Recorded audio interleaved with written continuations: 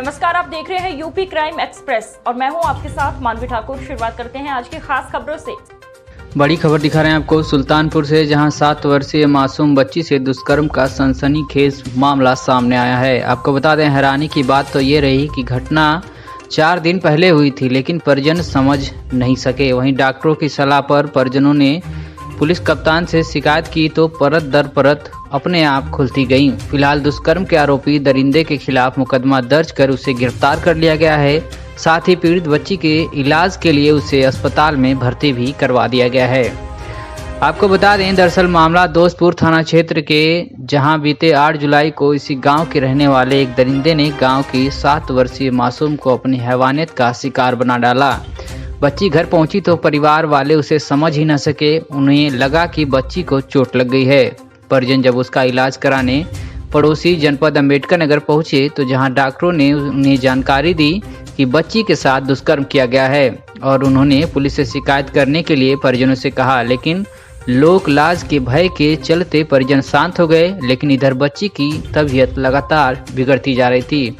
वहीं पुलिस अधीक्षक सोमेन वर्मा स्वयं दोस्तपुर कस्बे में तमाम पुलिसकर्मियों के साथ पैदल मार्च कर रहे थे। इसी दरमियान पीड़ित परिजनों ने रास्ते के बीच में बच्ची को लेकर पहुंचे और डॉक्टरों द्वारा बताई गई बात उनके समक्ष रखी। एसपी ने भी तत्काल मामले की गंभीरता लेते हुए फौरन टीम गठित कर जब जांच करवाया तो पूरा मामला खुलकर सामने आ गया।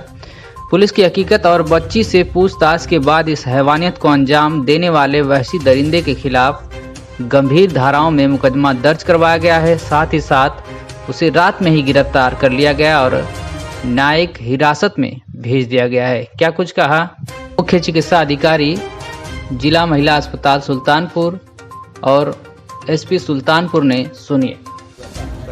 बच्ची के माता पिता घर नहीं थे और वो इलाज कराने के लिए जिला अस्पताल गए थे अंबेडकर नगर में। उसके दोनों बच्चे स्कूल गए थे और उसकी छोटी बेटी, उसको रामकिशोर हरिजन ने, पिता भुलेसर, उसको कटिया मछली मारने के बहाने तालाब पर लेकर गए।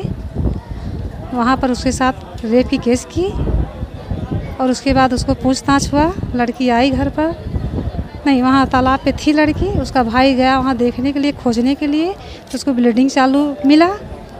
लड़की हालत में ठीक थी।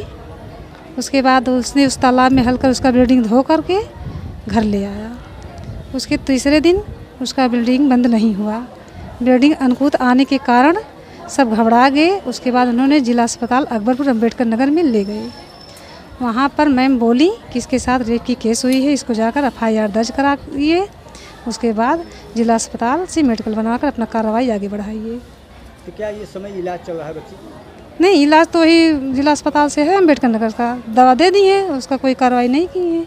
तो यहाँ सुल्तानपुर आप हाँ, सुल्तानपुर में इलाज जांच करने के लिए लाई हैं। रात में मैम भर्ती की हैं, उसके बाद 2 इंजेक्शन दी हैं। उसके बाद इतनी समय को बोला है कि अभी मेडिकल होगा, उसका जांच होगा, उसकी रिपोर्ट दी जाएगी। यही सब बोली है। वही मेडिकल चल रहा है ना? हाँ, वही चल रहा है, इलाज का नंबर लगा है। ठीक।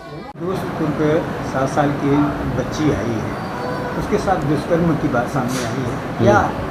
क्या चीज़ें हैं, क्या नहीं है, सच्चाई क्या है? हाँ, अभी बच्ची चूँकि छोटी है, 7 साल की बच्ची है और मेडिकल अभी उसने जो कि कराने में जो है सहयोग नहीं कर पा रही है, इसलिए जो है अभी हम लोग OT में उसको एग्ज़ामिन करा के और फिर जैसी स्थिति होगी तभी क्लियर हो पाएगी। दोस्तपुर का एक मामला आया है कल, 7 साल की बच्ची के साथ। क्या मामला था? कल शाम को दोस्तपुर में जब पुलिस बल के साथ पैदल गश्त हो रही थी, उसी वक्त माँ और पिताजी और बाकी परिजनों के साथ एक 7 साल की बच्ची आई। उनकी माँ ने कहा कि इस बच्ची को ब्लीडिंग हो रही है पिछले 4 दिन से। शुरुआत में उन लोगों को लगा था कि शायद जोंक वगैरह लगा हो, लेकिन जोंक वगैरह से ब्लीडिंग जल्दी बंद हो जाती है। इस केस में ब्लीडिंग बंद नहीं हो रही थी, वो लोग कुछ और आशंका कर रहे थे, तो तत्काल उनको थाने में बुलाया गया। पूरी टीम बनाई गई। जांच पड़ताल के दौरान ये क्लियर हुआ, उसी गांव के एक 38 वर्षीय व्यक्ति इस बच्ची के साथ दुराचार किया। फिर तत्काल में FIR लिखी गई, उस व्यक्ति को गिरफ्तार कर लिया गया, बच्ची का चिकित्सा करवाया गया। उसके बाद उस व्यक्ति को जेल भेज दिया जा रहा है न्यायिक अभिरक्षा में, और बाकी की जो विधिक प्रक्रिया है वो प्रचलित है। धन्यवाद।